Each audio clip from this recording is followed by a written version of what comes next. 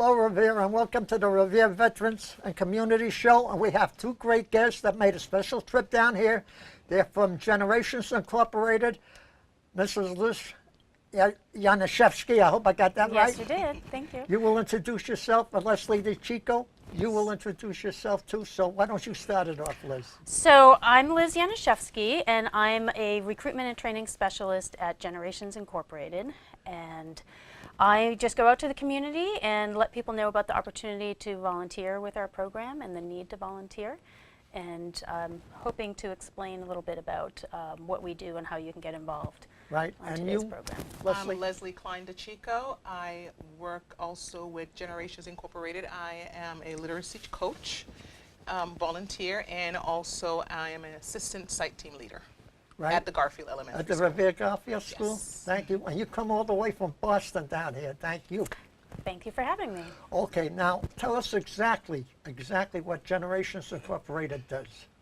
Well, we are working hard to improve the reading skills of children kindergarten, first, second, and third grade so that they will be proficient readers when they're entering fourth grade. And we do that by training older adults primarily to be literacy coaches. And we are partnered with AARP Experience Corps that runs these type of programs in about 20, 25 other cities around the country. Right. Liz, when you mention seniors, what age are you specifically talking about? Most of our volunteers are age 50 plus, but we're not too strict about disqualifying people based on age. We tap into the senior community because our mission is really twofold. Seniors have time on their hands, and they're usually either semi-retired or fully retired, and they're available to come in and coach with the students. And also we're aiming to provide a meaningful opportunity for older adults to re-engage with their community and to be active. Is it just reading and writing, or is it like other subjects too involved? It is literacy. We like to refer to it as literacy because it encompasses a little bit more than simply reading a book. We're doing comprehension with the children and spelling and writing and so forth, but not math or geography or other topics. I have a question for you, if I may, Liz. When I went to school, there were no computers. As a matter of fact, we were lucky we had books. And that's what we use today. How does the computers affect the reading and writing of the students? Because, you know, the computers, sometimes when you talk to a computer, it gives you back the information. Do you find that different than people just using books? Well, a lot of the students that our volunteers work with are in front of a screen for the majority of their day and not picking up a book at home or elsewhere. So we find that, you know, we're the opportunity to get them holding a tangible paper book and, you know, practicing their writing and making sure they're comprehending full sentences. Okay, then senior citizens like myself, do they have to know a computer to join the Generations Incorporated? No, they don't need to know how to use a computer. We like to have some willingness to get to know technology because there is technology in the classroom and the teacher and the students may be using an iPad or doing some activities on the computer. So a willingness to learn a little bit. You don't have to be proficient. We do have our volunteers use an iPad or a laptop to track their time, but that's something that is, we coach you through that, and there's always a site team leader, an assistant site team leader at the location to help you do that or to do it for you until you get the hang of it. Right. Now I want to go to you, Leslie, if I may. You are at the Garfield School as a volunteer. Yes. Do the computers have to be owned by the seniors that come in, or does the school supply them a computer for the time being they're there? No, Generations gives us the actual tablet, and that's like Liz said, we use it just to like sign in and check our hours and sign in the students that we have, but the school doesn't provide it for us now. Right. And may I ask you, how long have you been a volunteer with the Garfield School? My third year. Your third year? Yes. The reason I asked you, I live right around the corner from the Garfield School, okay, in Revere. And how long have you been with Generations Inc.? This is my 6th year. I started as a site team leader in a school in Boston, and I also was a volunteer for a period of time at the Whalen School in Revere, and I joined the staff doing recruitment and training 2.5 years ago. So. Okay, before we continue, I'd like to ask you just a little about your education starting off. This time with you, Leslie. I am originally from Puerto Rico, and I went through my elementary school all down to college in Puerto Rico.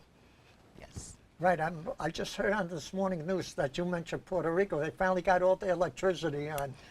Oh, Finally that's really today. good. Yeah, wow. from the That's a hurricane. How long long did time that coming. last over there before they got it hooked up? Almost I a think year. it's almost a year. Yes, Yeah. Oh my it's goodness. almost a year. Yes. Yep. So, It's glad to have you here. thank you. Welcome to our. How do you feel about Puerto Rico? No, becoming the 51st state. If it happens, it will be great. I think. We would love to have Puerto Rico come in and join our union. We really would. Now I want to get to you, Liz. And what did you want to know? My background, my education background? Yeah, about your education a little bit. that's About all. so in my former career, I was a special education attorney, and so I've always had an interest in education and social justice and so forth, and so I've transitioned into doing reading advocacy. So you took law. You majored in law. Yes. What kind of an attorney were you? I did special education law prior to transitioning my career. Okay. I got a question for you here. Why is there a need for literacy, and you could start with me, why is there a need for literacy coaches in Revere? Well, the reason why we're so passionate about doing this work and helping older adults get involved in being literacy coaches is there is a illiteracy crisis, if you will, among our young people in America, but also in the greater Boston, Revere areas. So close to 45% of Revere third graders are not reading at grade level when they're entering 4th grade. The number is slightly higher in Boston and higher nationwide. 1 out of 3 third grade students are not at grade level entering 4th grade. Is that Revere or just nationwide? Or In Revere, it's about 45% based on the most recent testing. It's a little bit higher of a percentage that's not at grade level in Boston and a little bit higher nationally. And it's so critical to be reading at grade level, exiting 3rd grade, going into 4th grade, because really you're getting instruction in reading in kindergarten, 1st, 2nd, 3rd grade. From 4th grade on, you're expected to read to learn other subjects and to, be proficient enough to now do geography and social studies and math and so forth. So if you're not proficient in reading and entering 4th grade, you're 4 times more likely to drop out of high school and be involved with the criminal justice system. And so it's a really critical stage. And if we can get involved early, kindergarten, 1st, 2nd, and 3rd grade in particular, we can really make a difference in the path. Before we went on the air, you and I talked about, before you came in, Leslie, about not teaching certain courses in school anymore, like civics. When we had to learn the Constitution and the government. They don't do that anymore, and I'm wondering why. Well, I think now they'll be doing it I guess when they reach high school. Those are classes that I think you're we used to do it in public school, elementary school, when I was younger. Yeah, there have been a lot of changes, but yes. reading and being able to read and being proficient in reading is never going to go out of style, and That's it's true. always going to be important, no matter what and Without what order reading, you're you learning never your learn subjects. anything anyway. Exactly, you really need to be a strong reader to be successful in Yes. school. So that's where we're trying to make a difference and get involved. Leslie, a question for you, if I may. What does serving as a literacy coach mean to you? Being in a classroom with a variety of students, you get to learn more about them, their background, and not seeing students that are mainly able to read. We're there to help and to coach them.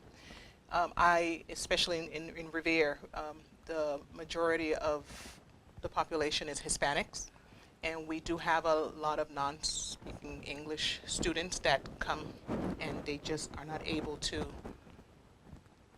read right away. So helping them in a classroom, whether it's one-on-one or in a group. Okay, we have a lot of diversification in the city of Revere. We have Arabics, we have Spanish, we have from El Salvador, from Brazil, Yeah. Portuguese. Yes. Is there any, when you teach them on the GI, the generalization, is this just the English language or is it the language of the student? We're teaching them in English, English. yes. So it's strictly English? Yes. Right. So people that do come and want to volunteer should be proficient in English then? Yes, and if they know a second language, they're fluent in another language, that's fantastic. Because if I'm sure occasionally Leslie might use her Spanish to connect with a child Right. in Right. their native language, but primarily we're trying to get them proficient in English reading. Yes. Great, great. Okay, Leslie, I want to get back. I'm going to be bouncing around here. Maybe I'll take one off the computer if I may. Okay. What does someone need to do in order to become a volunteer with Generalizations Incorporated? I mean, if I wanted to become a volunteer, what do I have So to do? what we usually have folks do is attend an information session. I usually hold those throughout the community. I have a coworker who hosts information sessions in some of our Boston neighborhoods. I have an information session scheduled on August 27th at the American Legion Post on Broadway here in Revere, and another one scheduled September 12th at the Immaculate Conception Church in Right. Revere. And so the first step would be to attend an information session, hear what the program's all about, the amount of hours that's required, fill out an application, and pass a criminal background check, attend our training, and then we bring you on board and give you an orientation Right. and so forth. Leslie, could you just repeat those things again, but just please put the hours on too, what time it is there that you're going to be. Oh, okay. Would you want me to? So I want me to repeat the information Yeah, sessions. right. So they know it's what time to be Monday. there. Yep. Monday, August 27th. It's 11 to 12:30 at the American Legion Post at 249 Broadway. Right. And then Wednesday, September 12th. And I don't have the start time for my September 12th. 10 a.m. to 12 p.m. You have the, thank you, 10 a.m. to 12 p.m. at the Immaculate Conception Church, 133 Beach Street in Revere. Right. And folks, if they can't make those two sessions, they could go on to our website. Right, can you give them, because you have an email and a website, Yes. can you Yes. give them this? So the website to go to would be www.generationsinc.org. And then the email is volunteerinfo@generationsinc.org. Right, and throw in that phone number that you have in there in case they want to call you and get more information. Absolutely. So our main number is 617-423-6633. And any office staff would be able to tell them when the next information session is scheduled, the location and the dates, and we can send them an information package with an application and a list of school sites as well. That's great, that's great. Okay, now I have another question for you, Leslie. What kind of time commitment do the volunteers have to make? And just to clarify, you're Leslie. I know we both begin with L, but I'm Liz. Liz. And Leslie. So Okay. I'll answer the questions about the details of the program and spare putting you on the spot, Leslie. So the time commitment is usually between 5 and 10 hours a week. So the minimum is 5 hours, and that's served over the course of 2 mornings or afternoons, 2.5 hours each morning. And the 10 hours is really for folks who can commit more time, and that they may be eligible for a stipend if they're able to serve 10 hours. Is that one-on-one, I mean, if I was a volunteer, would I have 1 or 2 or 3 or just one student? We have 2 different methods of delivering our program. One method is classroom-based volunteering, and that is when we assign a volunteer to a specific teacher and classroom. Right. And that's where they would go twice a week, and they would be matched up with between 8 and 10 students that they would meet with in small groups, 2 to 4 at a time. And the teacher would identify those students for them and tell the volunteer what what extra practice the students need, where they're falling behind, and what they'd like the volunteer to do. And then we also have a reading coach program, which is one-on-one. In Revere, that's only at one school, at the Wayland Elementary School in Revere, and that is being assigned to 2 or 3 students that you meet with twice a week for about 40 minutes each session. And we provide the curriculum for that. The American Reading Company has leveled books and skill cards that go with the books that make it pretty clear for volunteers what they need to cover with a student when they're working one-on-one. Right. Now, if a student is not literally good, how does that, like a volunteer come in and help them out? Let's say you're a volunteer, and my English is very bad. I'm from a foreign country. How do you approach if you were going to teach me? Well, we provide all volunteers, new volunteers, with 6 hours of pre-service training that usually is split up into 2 half-day sessions. And in that training, we go through the profile of the typical student that you would be working with, how the classroom has changed since you were in school or your children were in school. And we also cover specifically what a student in each grade should be learning in terms of reading, and go through phonics and patterns of spelling, and really go into a lot of detail about how to work with a child based on the grade level and the reading level of the student. So we don't really throw a volunteer in without any preparation. And we do discuss English language learners and some tips for how to work with the English language learners. You can probably speak a little bit to that as well, but in the classroom, the children are immersed in English, and we try to follow along with what the teacher is covering with the student and reinforce that. So that's where we get our material. That's great. Leslie, besides teaching them how to read, did you also teach them the grammar of the reading? I mean, how to speak correctly? We follow along with the teacher in terms of, what patterns in spelling and grammatical rules they've learned in the class.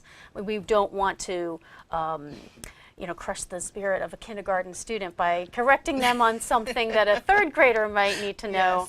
But we're keeping tabs on what the teacher's teaching them. If they're learning sight words and the teacher has already taught them this word, we're going to correct them and ask them to, recall that this is one of the words that you learned in class, and you remember how to spell that. And so we're really trying to encourage them to persevere with becoming proficient in reading, not to give up, but also really not to hold them responsible for skills that they're not quite ready for, because we don't want to discourage them also. That's great.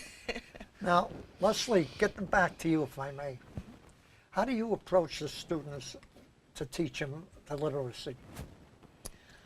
I go according to what the teacher wants me to. Oh, so you don't go over the teacher, you just go even with the teacher. Right. Yes. So we have already briefed the teachers, the classroom teachers, on what our volunteers are trained in and what the intention of the program is. And so you don't need to be a former teacher or a former educator to be a volunteer with us. So we know that we're not bringing in literacy specialists. We're bringing in lay people who want to be a second go round for the children primarily. Right. So it's really the teacher who is spearheading what the curriculum is and what they're presenting to the students, and then our volunteers who've been briefed in what phonics is all about and some of the concepts of teaching reading, so that they can follow along with the teacher and primarily be a more review for the student, additional practice and support what the teacher's doing. Now, Leslie, you mentioned before that the volunteers do a morning and afternoon session. That means they have to spend almost a whole day in.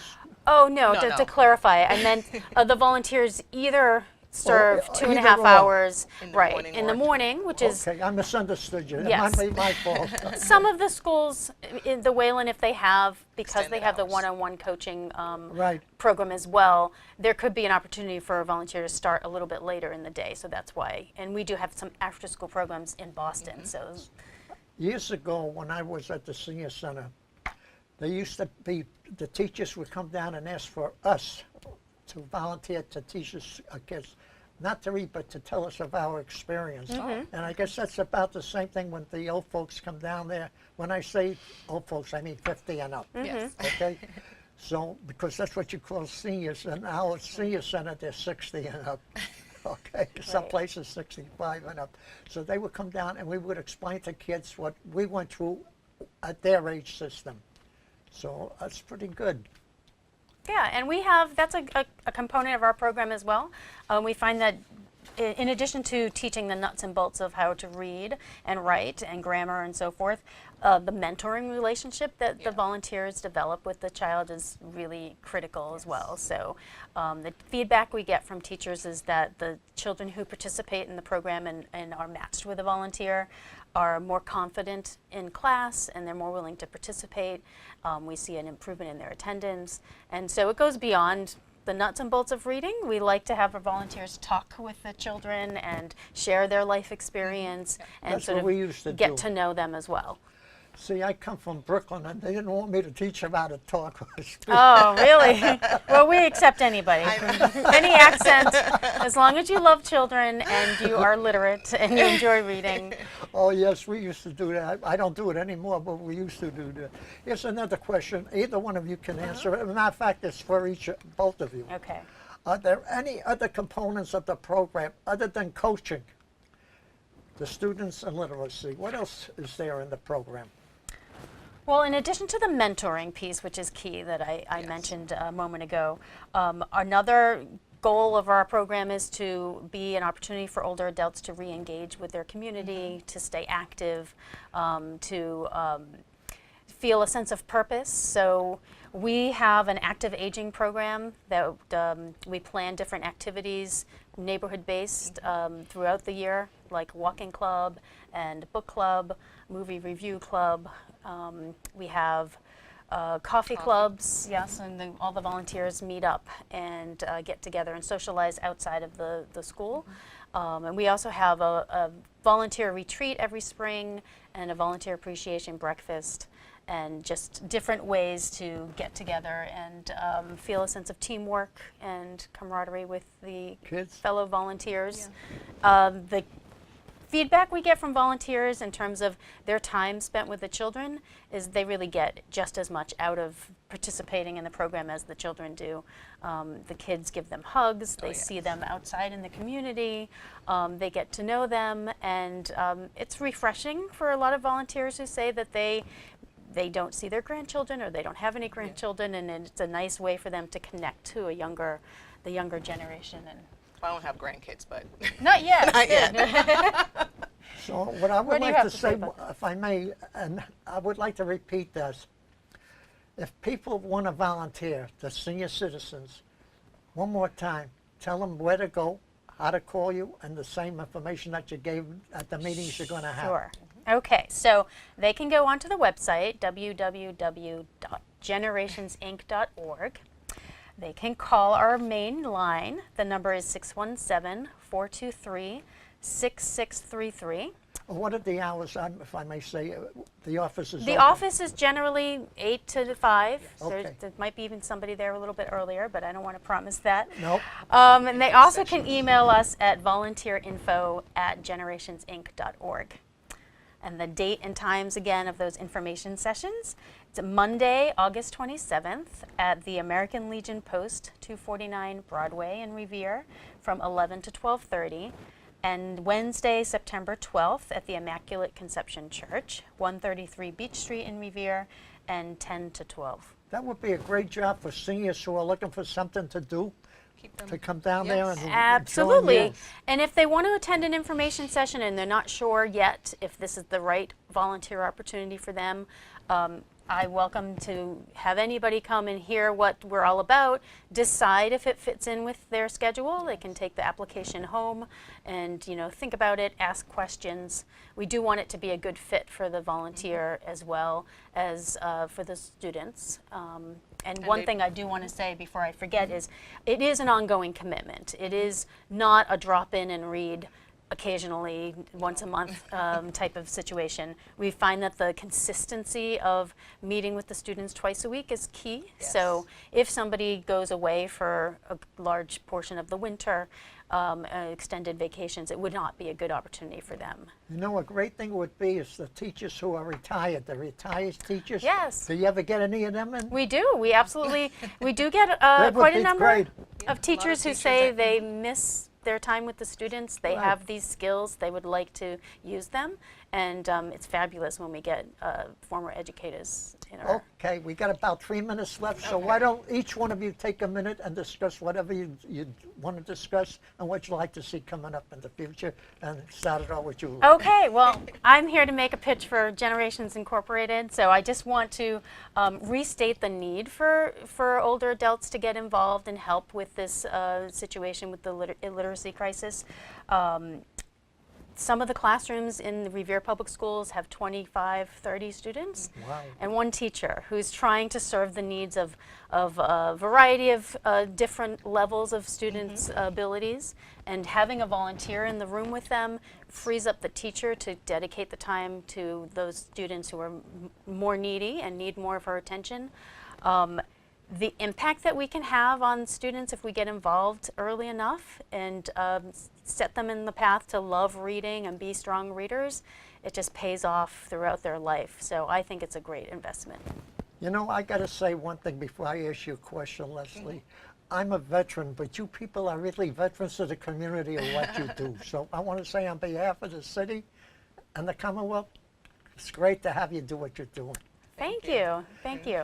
Leslie, take a minute and Pretty much what Liz said, having the older community come in and help and volunteer, being in a classroom with certain amount of students, it really helps the teachers. They really appreciate it, I could honestly say that. And you're dealing with 26, 23 different little characters, and it's hard to attend to all of them at the same time. Every child learns at a different correct.